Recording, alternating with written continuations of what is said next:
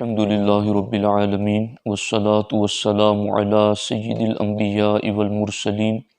وعلی آلہ واصحابہ اجمعین اما بعد فاعوذ باللہ من الشیطان الرجیم بسم اللہ الرحمن الرحیم والذین جاءوا من بعدهم یقولون ربنا اغفر لنا ولإخواننا الذین سبقونا بالایمان صدق اللہ العلی العظیم و صدق رسولہ النبی الکریم الصلاۃ والسلام علیک یا رسول اللہ، الصلاۃ والسلام علیک یا حبیب اللہ، الصلاۃ والسلام علیک یا نبی اللہ وعلی آلک و اصحابک یا نور اللہ صلی اللہ تعالی علیہ وسلم۔ سامعین و ناظرین، آج کی اس محفل میں اور آج کی اس نشست میں ایصال ثواب کی شرعی حیثیت کے حوالے سے کچھ باتیں آپ کی خدمت میں عرض کرنا چاہتا ہوں۔ ایصال ثواب اہل سنت و جماعت کا ایک عظیم اور قدیم معمول ہے، اور یہ معمول نہ صرف قرآن و سنت سے ثابت ہے بلکہ 1450 سال سے بزرگان دین، علماء کرام، فقہاء اعظام، محدثین اور صوفیاء کا اس پر عمل بھی رہا ہے۔ ایصال ثواب کسے کہتے ہیں؟ ایصال ثواب کا لغت میں معنی ہے ثواب پہنچانا، اور اصطلاح شرع اور عرف میں اس کا معنی ہے زندہ مسلمانوں کی جانب سے وفات یافتہ مسلمانوں کو ثواب پہنچانا۔ سوال یہ پیدا ہوتا ہے کہ کن اعمال کا ثواب پہنچایا جا سکتا ہے؟ اس سلسلے میں برکت المصطفیٰ فی الہند شیخ عبدالحق محدث دہلوی رحمۃ اللہ تعالی علیہ نے لمعات میں اور البحر الرائق میں اس پر یہ عبارتیں موجود ہیں: المسلم ينفعه العبادة المالیۃ والبدنیۃ ولا فرق بین الفرض والنفل، یعنی عبادات چاہے وہ بدنی عبادات ہوں یا مالی عبادات ہوں، اور وہ فرائض ہوں یا نوافل ہوں، ہر قسم کی عبادت کا ثواب وفات یافتہ بزرگوں کو اور مرحومین کو پہنچانا جائز اور مستحب اور مستحسن ہے۔ ذکر و اذکار کریں، تلاوت قرآن کریں، نماز پڑھیں، روزہ رکھیں، حج ادا کریں یا عمرہ ادا کریں، اس کے علاوہ جتنی بھی عبادتیں آپ کر سکتے ہیں ان عبادات کا ثواب وفات یافتہ بزرگوں کو پہنچانا جائز ہے، اور اسی کو ایصال ثواب کہتے ہیں۔ اس سلسلے میں اہل سنت و جماعت کے نزدیک وقت اور جگہ کی تعیین شرط نہیں ہے۔ کسی بھی جگہ، کسی بھی شہر میں، کسی بھی گاؤں میں اور کسی بھی مقام پر اور کسی بھی وقت ایصال ثواب کرنا جائز ہے۔ اس سلسلے میں کھانا پکانا یا کھانا سامنے رکھنا یہ بھی شرط نہیں ہے۔ ہاں، اگر کھانا پکا لیا جائے اور سامنے رکھ کر کے قرآن کی آیتیں پڑھ کر کے اس پر دعا کر دی جائے تو یہ بھی اللہ کے رسول صلی اللہ تعالیٰ علیہ وسلم سے ثابت ہے، اور اس پر بھی احادیث طیبہ میں دلائل موجود ہیں، اور یہ ناجائز اور حرام نہیں ہے۔ جب مومن ایصال ثواب کرتا ہے تو اسے فقہ کی کتابوں کے ذریعہ یہ رہنمائی بھی دی جاتی ہے کہ جب وہ ایصال ثواب کریں تو جنہیں خصوصیت کے ساتھ وہ ایصال ثواب کرنا چاہتا ہے ضرور انہیں بھی کریں، مگر ان کے ساتھ ساتھ وہ تمام مؤمنین اور مومنات کو بھی اس ایصال ثواب میں شریک کر لیں۔ اس سے فائدہ یہ ہوگا کہ جنہیں ایصال ثواب کرنا ہے ان کے ثواب میں تو کوئی کمی نہیں آئے گی، باقی مؤمنین اور مومنات کو بھی اس کا ثواب پہنچ جائے گا۔ اس سلسلے میں فتاوی شامی میں یہ عبارت موجود ہے: والافضل لمن يتصدق نفلا ان ينوي لجميع المؤمنین والمؤمنات، کہ جو نفلی صدقہ کرنا چاہتا ہے اس کے لیے افضل یہ ہے کہ وہ اس کے ثواب کے لیے تمام مؤمنین اور مومنات کی بھی نیت کر لیں۔ لأنها تصل الیہم، کیونکہ اگر تمام کی وہ نیت کرے گا تو تمام کو ثواب پہنچے گا، ولا ينقص من اجرہ شیء، اور جس مخصوص بزرگ اور جس مخصوص مرحوم کو وہ ایصال ثواب کرنا چاہتا ہے ان کے ثواب میں بھی کوئی کمی نہیں آئے گی۔ اس سلسلے میں حضرت علامہ ابن حجر مکی رحمۃ اللہ تعالی علیہ سے سوال ہوا، لو قرأ لأہل المقبرۃ الفاتحۃ هل یقسم الثواب بینہم او یصل لکل منہم مثل ثواب ذلک کاملا؟ تو علامہ ابن حجر مکی رحمۃ اللہ تعالی علیہ سے سوال ہوا کہ اگر کسی نے قبر والوں کے لیے سورہ فاتحہ کی تلاوت کی تو وہ اس سورہ فاتحہ کا ثواب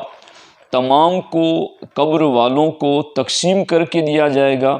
یا تمام کو سورہ فاتحہ کا ثواب پورا دیا جائے گا؟ یعنی یہاں پر دو صورتیں ہیں،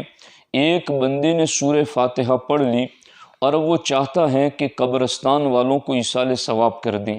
تو سوال یہ بنتا ہے کہ سورہ فاتحہ کا جو ثواب ہے وہ ثواب تقسیم کر کے سب کو تھوڑا دیا جائے گا یا پوری سورہ فاتحہ کا ثواب سب کو پورا دیا جائے گا؟ تو اس سلسلے میں ابن حجر مکی رحمۃ اللہ تعالی علیہ فرماتے ہیں کہ تمام کو ایصال ثواب کیا جائے اور سب کو پورا ثواب ملے گا، وَهُوَ اللَّائِقُ بِسِعَةِ الْفَضْلِ، اور یہی اللہ رب العزت کی وسعت فضل کے شایان شان ہے۔ اور یہی بات امام ربانی مجدد الفسانی شیخ احمد سرہندی رحمۃ اللہ تعالی علیہ نے مکتوبات میں فرمائی ہیں۔ آپ فرماتے ہیں اگر بروحانیت یک تصدق کردہ سائر مؤمنہ را شریک سازد و باہما برسد و ازاں شخص کے بنیت او دادا بود ہیچ نقصان نہ کند ان ربک واسع المغفرہ،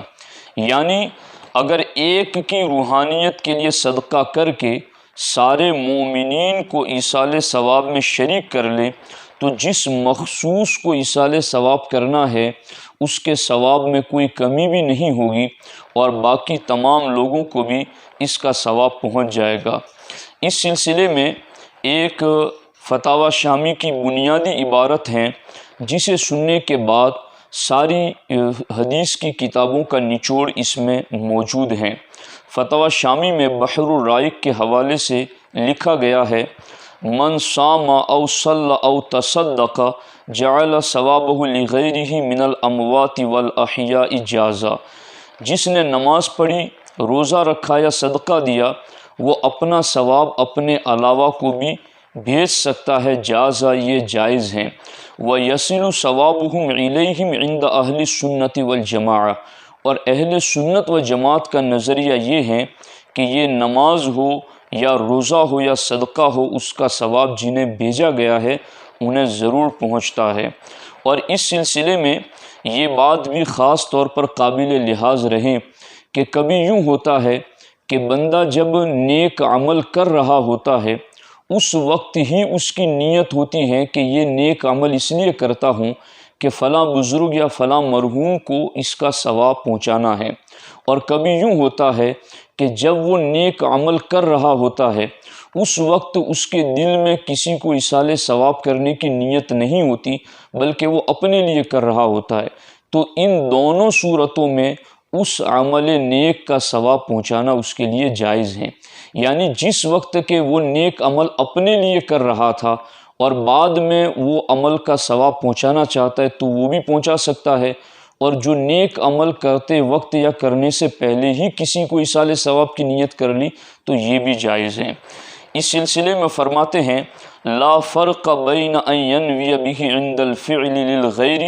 او یفعلہ لنفسہ ثم بعد ذلك یجعل ثوابہ لغیرہ،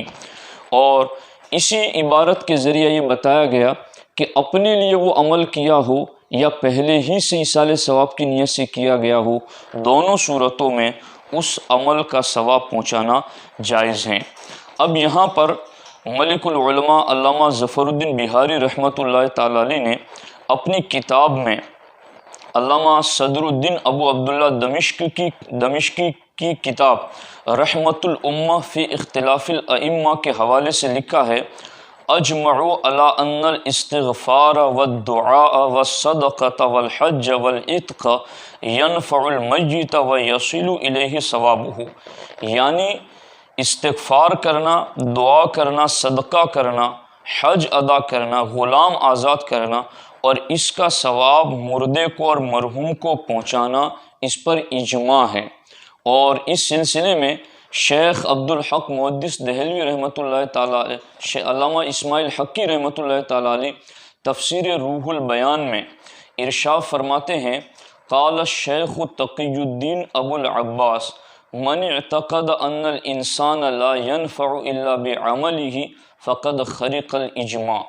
علامہ اسماعیل حقی فرماتے ہیں کہ شیخ تقی الدین ابو العباس نے فرمایا کہ جس کا یہ عقیدہ ہو کہ انسان اپنے عمل کے سوا اور کے عمل سے فائدہ نہیں اٹھاتا، اس نے اجماع کا انکار کیا ہے۔ یعنی دعا کرنا، چونکہ قرآن مجید میں بالخصوص جو میں نے آیت مبارکہ آپ کے سامنے پڑھی ہیں، اس میں اللہ رب العزت نے فرمایا والذین جاءوا من بعدہم،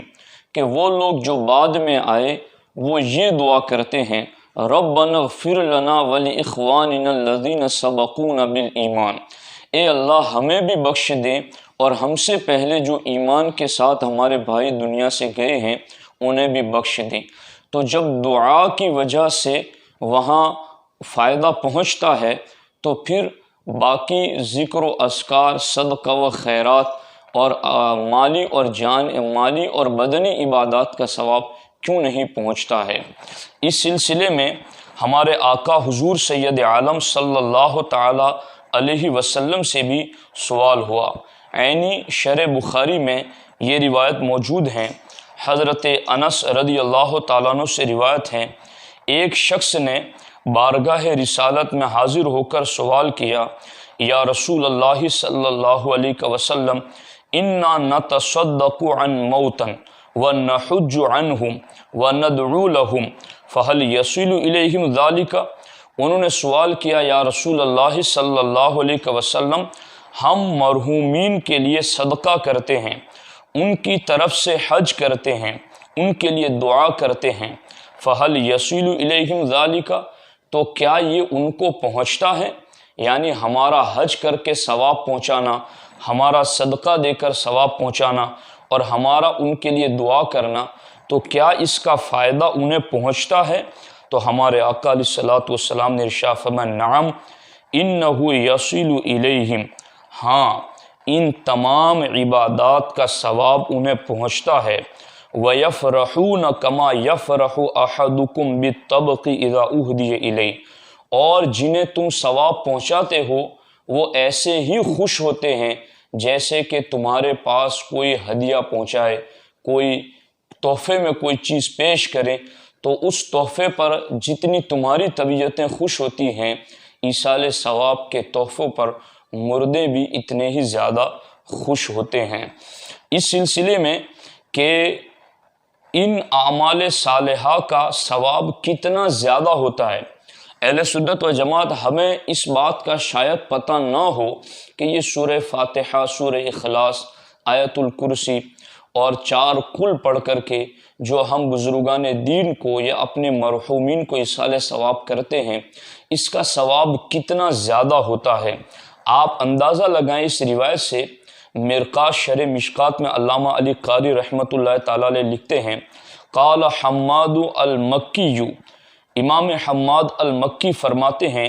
خرجت لیلۃ الی مقابر مکہ، میں مکۃ المکرمہ کے قبرستان کی جانب ایک رات گیا، فوضعت رأسی علی قبر،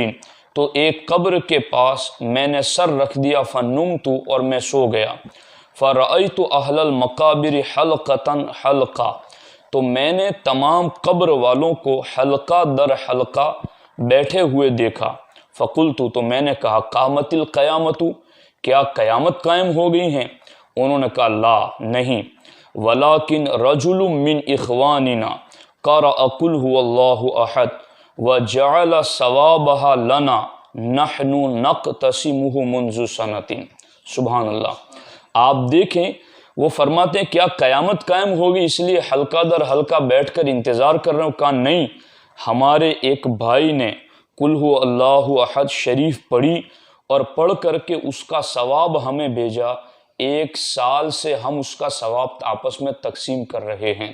آپ اندازہ لگائیں کہ صرف ایک مرتبہ قل هو اللہ شریف پڑھ کر کے اگر کوئی مرحومین کو ایصال ثواب کرتا ہے تو وہ ثواب کتنا زیادہ ہوتا ہے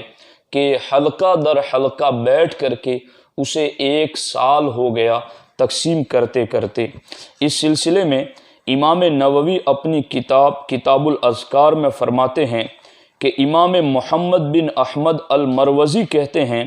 کہ میں نے امام احمد ابن حنبل کو فرماتے ہوئے سنا ہے، انہوں نے فرمایا اذا دخلتم المقابر فقرؤوا فاتحة الكتاب والمعوذتين وقل هو الله احد واجعلوا ثواب ذلك لأهل المقابر فإنه يصل إليهم۔ حضرت امام احمد ابن حنبل نے فرمایا کہ جب تم قبرستان میں جاؤ تو سورہ فاتحہ، قل اعوذ برب الفلق اور قل اعوذ برب الناس اور قل هو اللہ احد شریف پڑھو اور اس کا ثواب اس قبرستان والوں کو پہنچاؤ، فإنه يصل إليهم، اس لیے کہ یہ ان صورتوں کا ثواب اور باقی اعمال صالحہ کا ثواب ان مرحومین کو پہنچتا ہے۔ اس سلسلے میں بڑی پیاری بات حضرت مجدد الف ثانی شیخ احمد سرہندی رحمۃ اللہ تعالی علیہ نے لکھی ہیں۔ آپ فرماتے ہیں پیش ازیں بچند سال داب فقیر آں بودا کہ اگر طعام می پخت مخصوص بروحانیت مطہرہ آل عبا می ساخت و آں سرور۔ فرماتے چند سالوں پہلے میرا یہ عمل تھا کہ جب گوشت یا کھانا تیار کرتا تو اسے آل ابا یعنی اہل بیت اطہار کی روح کو پہنچاتا تھا، یعنی حضرت مولا علی، حضرت فاطمہ زہرا، امام حسن حسین اور سرکار دو عالم صلی اللہ علیہ وسلم کو اس کا ثواب پہنچاتا تھا۔ ایک مرتبہ یوں ہوا در خواب می بینت کہ آن سرور حاضر است، میں نے ایک مرتبہ خواب میں دیکھا کہ اللہ کے رسول صلی اللہ تعالی علیہ وسلم تشریف فرما ہیں، فقیر بر عیشا عرض سلام می کنت، تو مجدد الف ثانی فرماتے میں نے حضور کی بارگاہ میں سلام عرض کیا، متوجہ فقیر نمی شون و رو بجانب دیگر دارن،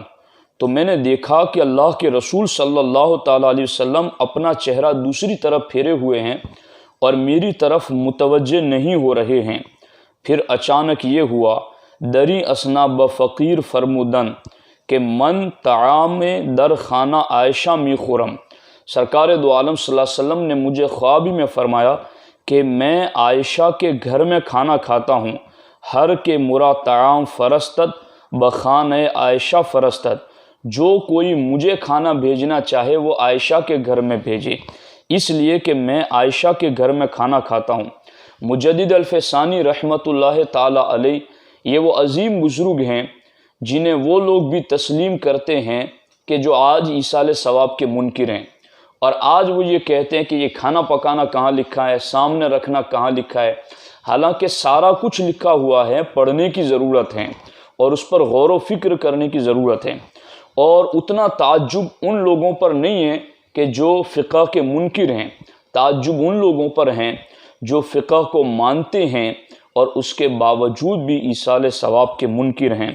مجدد الف ثانی رحمۃ اللہ تعالی علیہ ارشاد فرماتے ہیں کہ اس کے بعد سے لے کر آج تک میں نے جب بھی ایصال ثواب کیا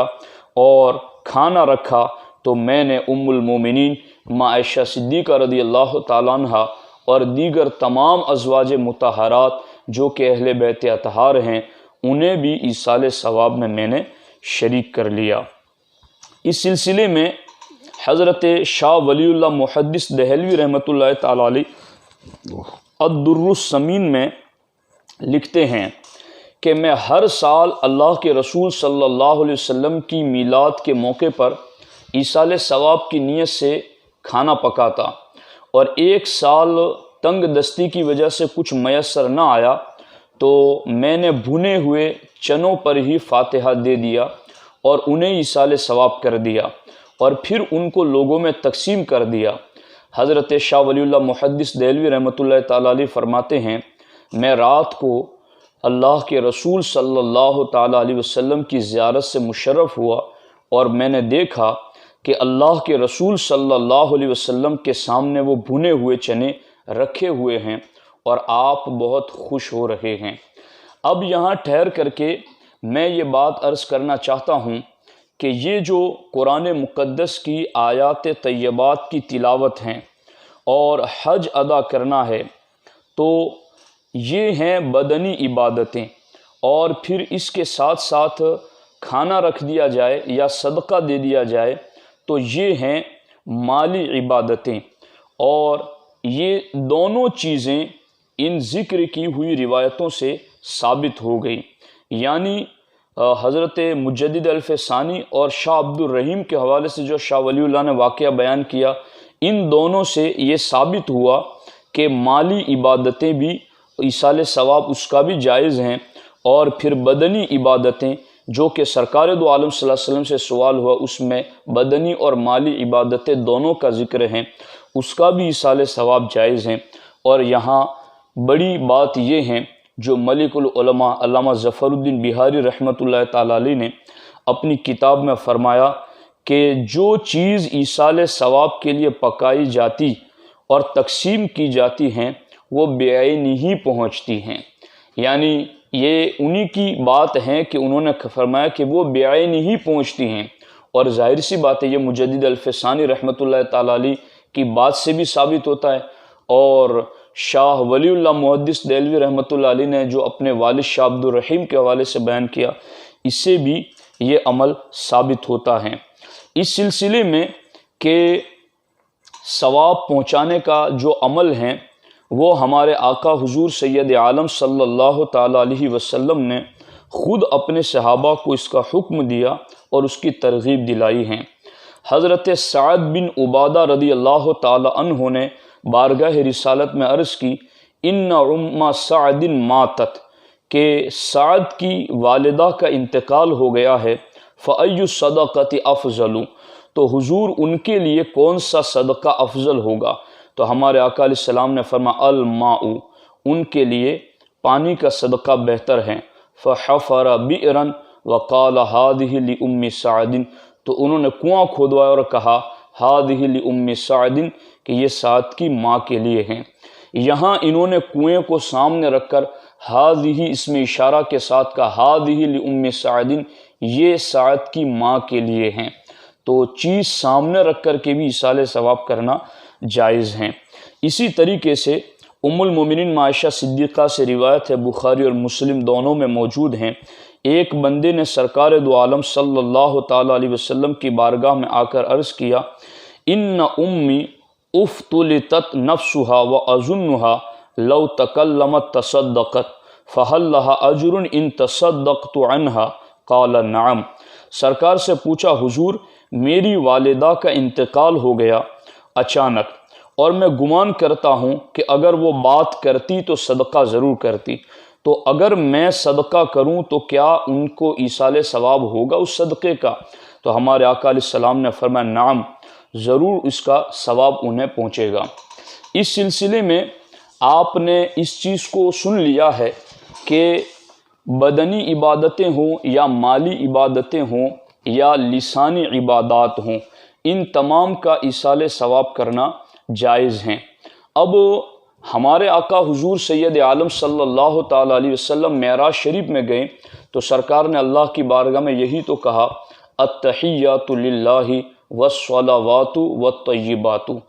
تمام تعریف اللہ تعالیٰ کے لیے جو زبان سے کی جاتی ہیں، اور تمام بدنی اور مالی عبادتیں سب کی سب اللہ تعالیٰ کے لیے ہیں۔ یعنی عبادتیں جدا جدا ہوں اس میں بھی کمال ہیں، مگر ساری بدنی مالی لسانی عبادتیں یکجا ہو جائیں تو اس میں قبولیت کے زیادہ چانسز رہتے ہیں اور اس کی افضلیت میں کوئی شبہ نہیں ہے۔ حضرت علامہ ملک العلماء علامہ ظفر الدین بہاری رحمۃ اللہ تعالیٰ علیہ فرماتے ہیں کہ فاتحہ جو پڑھا جاتا ہے اس میں یہ تمام طریقے شامل ہیں، یعنی الحمد شریف جب پڑھتے ہیں تو اس کی ابتدائی آیتیں یہ اللہ کی حمد ہیں جو زبانی عبادات ہیں، زبان سے ادا کی جاتی ہیں، ذکر و اذکار ہیں، تسبیح ہیں، تحلیل ہیں، اور پھر اس کے علاوہ قرآن کی آیتیں پڑھی جاتی ہیں، وہ بدنی عبادات ہیں، اور اس کے ساتھ سامنے شیرنی رکھ دی جاتی ہیں، کوئی چیز ہوتی ہے، صدقہ کیا جاتا ہے، یہ مالی عبادات ہیں۔ تو فاتحہ وہ چیز ہیں کہ جس میں مرحومین کے لیے تمام عبادتوں کا مجموعہ اس کا ایصال ثواب کیا جاتا ہے، تو یہ تو مرحومین کے لیے بخشش اور مغفرت کے لیے زیادہ آسان ہیں۔ اس سلسلے میں خاص چیز جو یہاں عرض کی جاتی ہیں وہ یہ ہیں کہ دن کی تعیین کہاں لکھی ہوئی ہے کہ فلاں دن تیجا یا 40واں،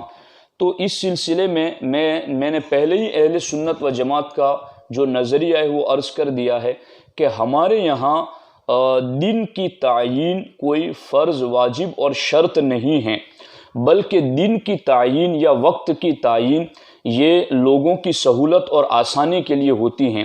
لیکن اگر کوئی بضد ہے کہ نہیں دن متعین کرنا جائز نہیں ہے، تو اس سلسلے میں آپ کو بتاؤں کہ سرکار دو عالم صلی اللہ علیہ وسلم کی بارگاہ میں آ کر عورتوں نے کہا تھا حضور مرد تو آپ کی باتیں آئے دن سنتے رہتے ہیں، ہمارے لیے بھی کوئی دن مخصوص کر دیں جس میں آپ ہمیں واعظ و نصیحت کریں۔ تو سرکار نے باضابطہ خواتین اسلام کے لیے ایک دن مخصوص کیا تھا واعظ و نصیحت کے لیے، اور یہی حال ان کی پیروی میں حضرت عبداللہ ابن مسعود نے کیا کہ آپ بھی ہفتے میں ایک دن واعظ و نصیحت مخصوص دن میں کیا کرتے تھے۔ تو اگر دعوت دین کے لیے، ایصال ثواب کے لیے یا کسی کار خیر کے لیے وقتوں کو متعین کیا جاتا ہے تو یہ ناجائز اور حرام نہیں ہے، اور اگر اس کو آپ ناجائز و حرام مانیں گے تو پھر دارالعلوم کی چھٹیوں کے جو دن مخصوص ہوتے ہیں، دارالعلوم میں جو بچوں کو پیریڈ پڑھائے جاتے ہیں اس کا وقت جو مخصوص ہوتا ہے، دارالعلوم کا جو نظام اور نصاب مخصوص ہوتا ہے، اور پھر خاص طور پر فرض نمازوں کے لیے وقت پورا کتنا زیادہ رہتا ہے، یعنی ظہر کا وقت آپ لے لیں تو سورج ڈھلنے کے بعد سے وہ وقت شروع ہو جاتا ہے اور عصر تک اس کا وقت رہتا ہے، تو پورا 2.5-3 گھنٹے کا وقت ظہر کا رہتا ہے۔ اب اس میں 2 بجے، 2:45 بجے، 1:30 بجے جماعت کا وقت مسجد میں ہوتا ہے، تو کیا 1:30 بجے فکس کر کے یا 2:45 بجے یا 2 بجے نماز پڑھنا فرض ہے؟ نہیں، وقت تو پورا ہے، پوری گنجائش ہے، مگر وہ وقت فکس اس لیے کیا جاتا ہے تاکہ جماعت جیسے عظیم ثواب کو لوگ حاصل کر سکیں۔ تو وقت کی تعیین جہاں بھی ہوتی ہیں ذکر خیر کے حوالے سے، وہاں بھی لوگوں کو فائدہ پہنچانا مقصود ہوتا ہے تاکہ لوگ زیادہ سے زیادہ اس میں شریک ہو سکیں اور اس کا فائدہ اٹھا سکیں۔ اب یہاں پہنچ کر کے کچھ لوگ یوں بھی اپنی عادت بنائے ہوئے ہیں کہ کھانا جب تک کھانا ہے کوئی بات نہیں، جائز ہے، لیکن جیسے ہی اس پر فاتحہ پڑھ دیا جائے تو پھر وہ کہتے ہیں یہ حرام ہو گیا ہے، اب اس کو ہم نہیں کھائیں گے۔ تو اس سلسلے میں باب المعجزات مشکاہ شریف میں وہ احادیث موجود ہیں جن میں اللہ کے رسول صلی اللہ تعالیٰ علیہ وسلم نے کھانا سامنے رکھ کر کے کچھ پڑھا بھی اور دعا بھی کی، اور پھر اس کھانے کو لوگوں میں تقسیم بھی کیا ہے۔ تو سامنے رکھ کر پڑھنا، دعا کرنا، تقسیم کرنا یہ خود سرکار کے عمل سے ثابت ہیں، لیکن اس کے باوجود بھی اگر کوئی نہیں کھاتا ہے تو میں ان کی ضیافت طبع کے لیے ایک روایت عرض کرنا چاہتا ہوں۔ ایک جگہ 2 شیطان اکٹھے ہوئے، ایک نہایت توانا، طاقتور، بالوں میں تیل لگا ہوا، جسم پر کپڑے اور سجا دھجا ہوا،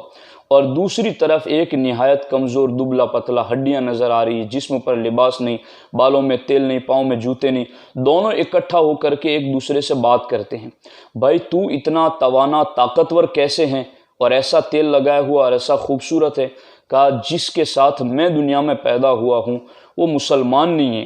وہ جب بھی کھانا کھاتا ہے، کپڑے پہنتا ہے تو میں اس کے کپڑوں کو، اس کے کھانوں کو استعمال کر لیتا ہوں۔ کہا لیکن تو اس طرح سے اجڑا ہوا کیوں ہے؟ کہا میرے اجڑے پن کی وجہ یہ ہے کہ میں جس کے ساتھ پیدا ہوا ہوں وہ مسلمان ہے، وہ کپڑے بھی پہنتا ہے تو بسم اللہ شریف پڑھتا ہے، وہ جوتی بھی پہنتا ہے تو بسم اللہ شریف پڑھتا ہے، وہ کھانا بھی کھاتا ہے تو اللہ کا نام لیتا ہے، تو جب اللہ کا نام لیتا ہے تو میں اس کی چیز کو استعمال نہیں کر پاتا۔ اب میں کھل کر کے تو کوئی بات نہیں کہتا، لیکن کنایتاً یہ بات عرض کرنا چاہتا ہوں کہ جس چیز پر اللہ کا نام پڑھ دیا جائے اسے کون استعمال نہیں کر پاتا؟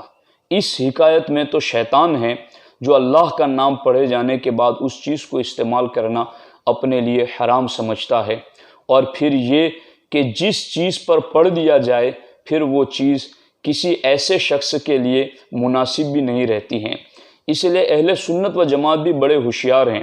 اپنے گھر میں بھی کھانا پکاتے ہیں تو اس پر بھی فاتحہ پڑھ دیتے ہیں اور ایصال ثواب کر دیتے ہیں، تو ضرور اس سے مرحومین کو فائدہ ہوتا ہے۔ اللہ رب العزت کی بارگاہ میں دعا ہے رب ذوالجلال ہمارے تمام مرحومین کی مغفرت فرمائے۔ اور ہاں، اس بات کو خصوصیت کے ساتھ یاد رکھیں، حضرت عبداللہ ابن عباس کی روایت ہے، 15ویں شعبان المعظم کی رات مغرب کے وقت مردوں کی روحیں گھروں پر آتی ہیں اور دروازوں پر کھڑے رہ کر نہایت غمگین آواز میں اپنے اقربا رشتہ داروں کو پکارتی ہیں، یا اقربائی یا ولدی ارحم علینا بالصدقہ، اے ہمارے رشتہ داروں، اے ہماری اولاد، صدقہ کر کے ہم پر مہربانی کرو۔ تو ساتھیو، مردہ تو قبر میں ہوتا ہی ہیں ڈوبنے والے کی طرح، ڈوبنے والے کو تنکے کی ضرورت ہوتی ہے، قبر والے کو ایصال ثواب کی ضرورت ہوتی ہے۔ اس لیے کثرت کے ساتھ ایصال ثواب کریں اور اپنے مرحومین کو فائدہ پہنچائے۔ اس سلسلے میں ایک روایت عرض کر کے گفتگو ختم کرتا ہوں۔ اس ایصال ثواب کا فائدہ کیا ہوگا؟ ہمارے نبی ارشاد فرماتے ہیں، امتی امت مرحومۃ تدخل قبورها بذنوبها وتخرج من قبورها لا ذنوب عليها لمحض عنها باستغفار المؤمنین لها۔ سرکار فرماتے میری امت مرحومہ ہے جب وہ قبروں میں جائیں گی گناہوں کے ساتھ، اور جس وقت وہ قبروں سے نکلیں گی تو ان کے اوپر کوئی گناہ نہیں ہوگا۔ یہ کیوں ہوگا؟ باستغفار المؤمنین لہا، کیونکہ بعد میں مومنین نے انہیں ایصال ثواب کیا اور ان کے لیے مغفرت کی دعائیں کی۔ اللہ رب العزت ہمارے تمام مرحومین کی مغفرت فرمائے، اور اللہ رب العزت شعبان المعظم کی آمد سے پہلے اس کی تیاری کرنے اور وہ دن آ جائے تو اللہ اس دن میں ہمیں زیادہ سے زیادہ استغفار کرنے کی توفیق عطا فرمائے۔ السلام علیکم ورحمۃ اللہ وبرکاتہ۔